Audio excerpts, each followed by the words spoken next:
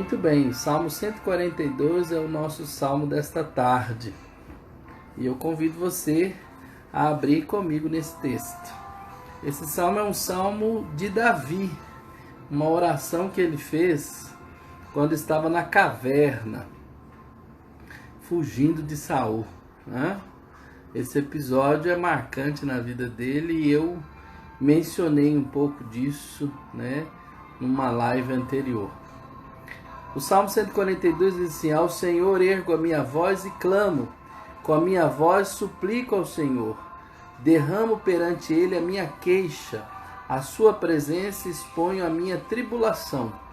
Quando dentro de mim me esmorece o espírito, conheces a minha vereda.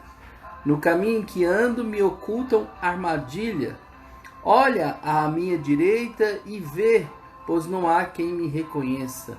Nenhum lugar de refúgio, ninguém que por mim se interesse. A ti clamo, Senhor, e digo: tu és o meu refúgio, o meu quinhão na terra dos viventes. Atende o meu clamor, pois me vejo muito fraco. Livra-me dos meus perseguidores, porque são mais fortes do que eu. Tira minha alma do cárcere, para que eu te dê graças ao teu nome.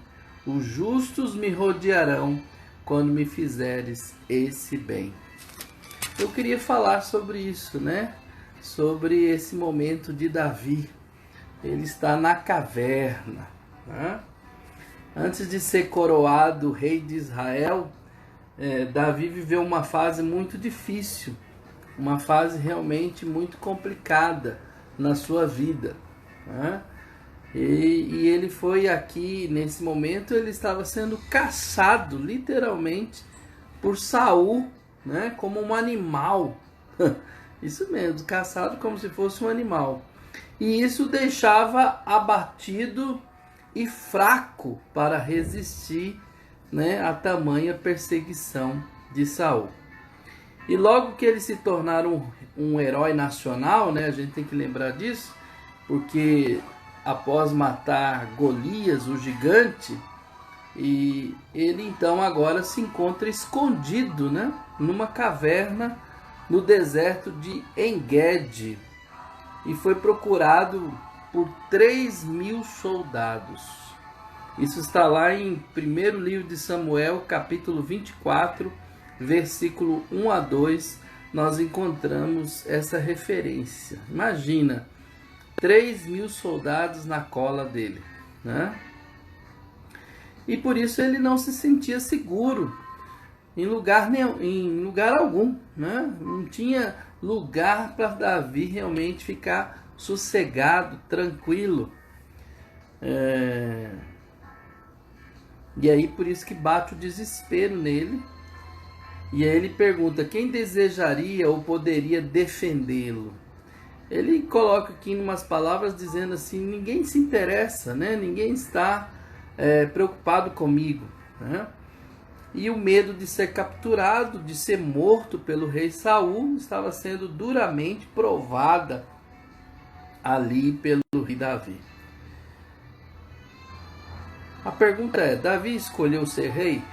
Não, não é ele que escolheu ser rei, né? Lembremos que quem fez essa escolha foi Deus, né? Deus mandou Samuel ir à casa do pai de Davi e escolheu aquele que ele denomina segundo o seu coração, né? E por que ele está numa caverna e não num palácio, né? Por que toda essa perseguição implacável contra a vida dele? E parece que nunca acabava essa perseguição de Saul. Isso foi por uns 10 longos anos, irmãos. Imagina isso. 10 longos anos. Nós não estamos conseguindo ficar um mês. Já tem um mês e pouco, né? Um mês, eu acho, que nós estamos na quarentena. Nós já não estamos aguentando mais. Imagina uma pessoa viver longos 10 anos fugindo, não tendo lugar, com 3.000 homens na sua cola, né? e sendo ameaçado de morte. Então por isso que nós encontramos aqui Davi sem vigor, né? Davi escondido e fisicamente, psicologicamente muito abatido, né? Muito entristecido, né? Muito tempo mesmo, 10 anos é muito tempo, né?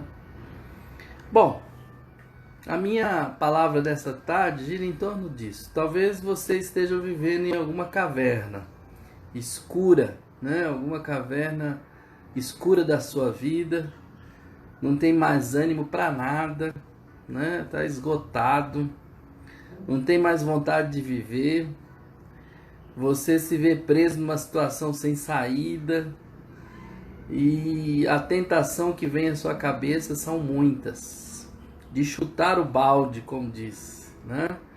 De jogar a toalha, de desistir de tudo. Talvez é esse sentimento que passa dentro de você. Mas eu queria dizer que mesmo estando na caverna, pode ser algo providencial. Estranho isso que eu estou dizendo, mas às vezes estar na caverna é algo providencial de Deus, para que você tenha um relacionamento mais íntimo com Deus. E é isso que Davi aprendeu, irmãos. Esse salmo não foi escrito para ele colocar os seus momentos somente, e foi escrito, ele escreveu mostrando o que estava acontecendo com ele e como que Deus providenciou, né? Foi providencial na sua vida, né?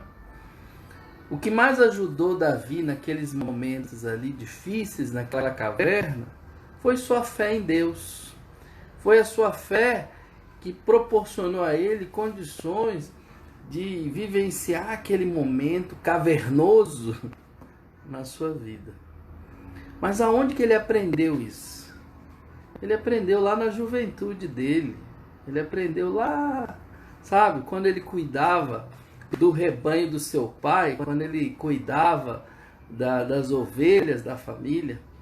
Ali ele viu, percebeu, né? Ele como pastor de ovelhas, cuidando daquele rebanho, alimentando, protegendo, né? Contra ameaças de animais ferozes, alimentando, levando para poder beber água, enfim, fazendo todo aquele cuidado que um pastor de ovelhas deve ter.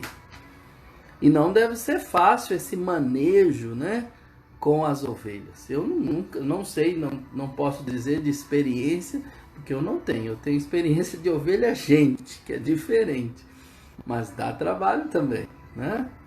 Mas eu tenho aqui que a Davi aprendeu ali a ver em Deus, né, a ter essa fé lá na sua infância, na sua adolescência, nessa fase.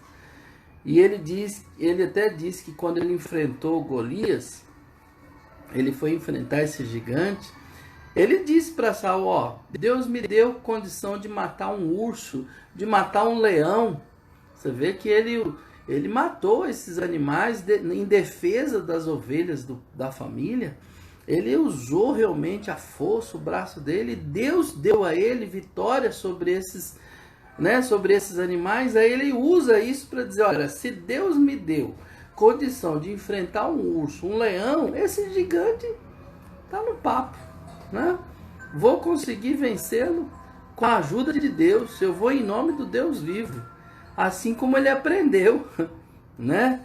Onde é que Davi aprendeu a estilingar, irmãos? Onde é que você acha que ele aprendeu a usar o estilingue com tanta habilidade como ele usou com Golias? Ele usou defendendo as ovelhas, né? Você acha que ele usava aquele estilingue, só usou com Golias? Não, ele usava como ferramenta de trabalho.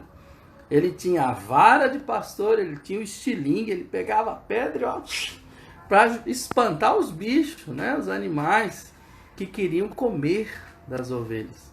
Então foi ali que ele foi aprendendo. Talvez tinha hora que ele ficava brincando com o estilingue, né?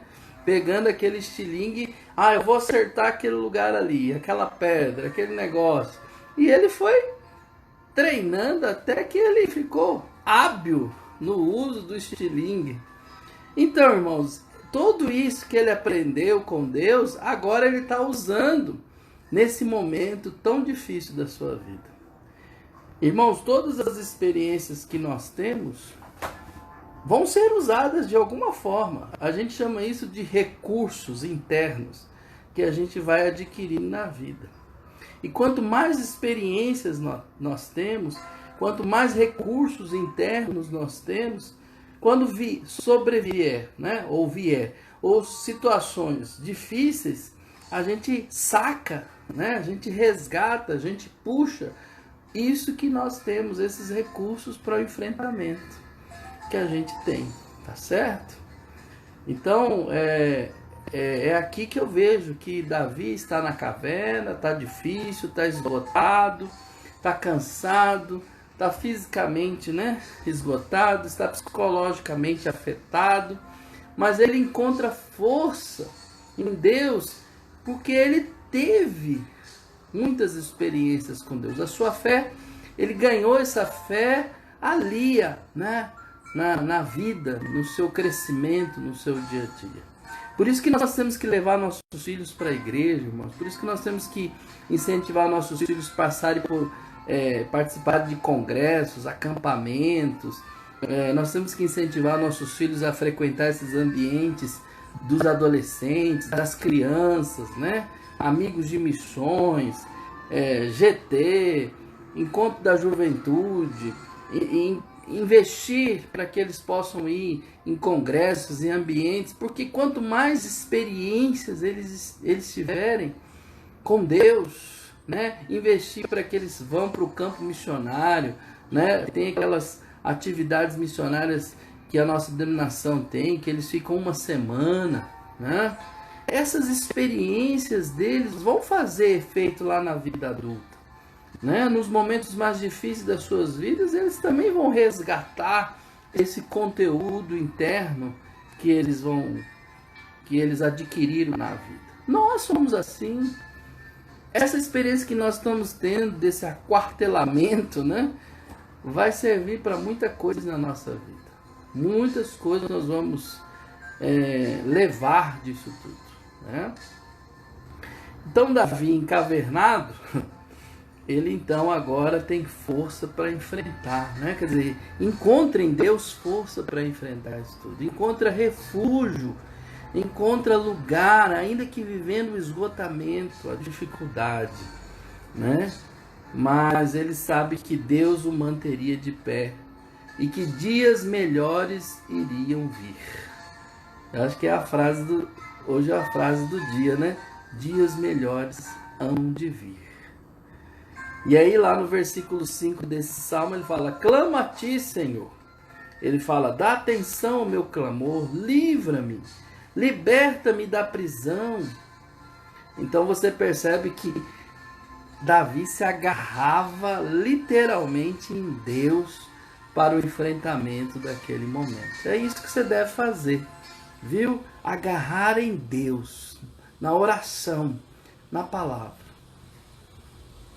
Todas as pessoas que já passaram por experiências difíceis, depressivas na sua vida, elas sempre dizem que o que as fez sair foi justamente agarrar a Deus, a sua palavra, a oração.